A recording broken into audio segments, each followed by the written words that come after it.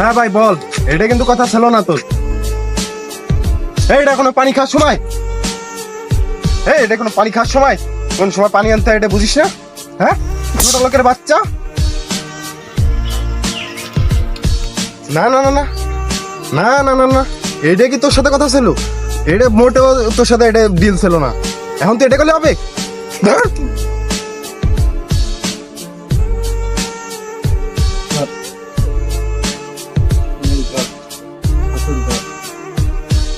তোর যখন রাগ উঠবে তুই অন্য কোনো কিছু ভাঙচুর করবি না, তুই এই জিনেকে দিয়ে খালি এই কাঠে মারবি। তুই তো অনেক রাগের মুডে আছিস এখন, তাই তুই এই প্যারাক মার আজকের থেকে ট্রেনিং শুরু করে দে।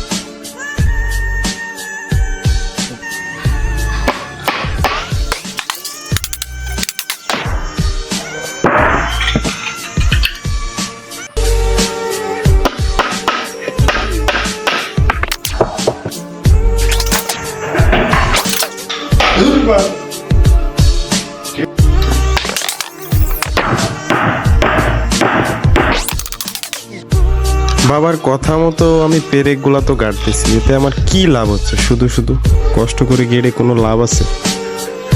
এর বুকে শুধু ক্ষতই বানাচ্ছি, এটা তো আমারই লস হচ্ছে। না না, আর কোনো রাগ করা যাবে না। বাবা, এটা তুমি নাও, এটা যে জন্য দিছিলে আমি রাগ কন্ট্রোল করতে পেরেছি, এখন আর সেটা আমার লাগবে না, তুমি নিয়ে নাও। আমাকে এইটা দাও, এটা রাখো তোমার কাছে। পেরেকগুলো আমি নিয়ে গেলাম, কাঠটা তোর কাছেই রাখ। আর তোর রাগ যখন রাগ কন্ট্রোল হয়ে যাবে, তুই সেই সময় কি করবি? এটা দিয়ে পেরেকগুলো উঠিয়ে ফেলবি। ব্যাপারটা আমাকে জানাবি যে কি হয়।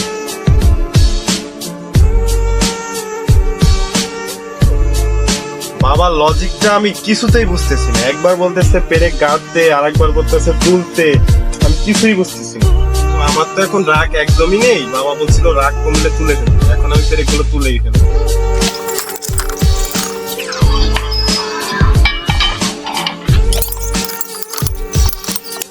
বাবা, তুমি বলেছিলে আমার রাগ কমলে পেরেকগুলো তুলে ফেলতে, আমি এই যে তুলে ফেলেছি। তুই এখন একটা কাজ কর, তোর এই যে কাঠের যে প্যারাকগুলো ফুটেছিলি, এই প্যারাক ফুটার এই যে ছিদ্রগুলো, এইগুলো তুই এখন বন্ধ করে নিয়ে।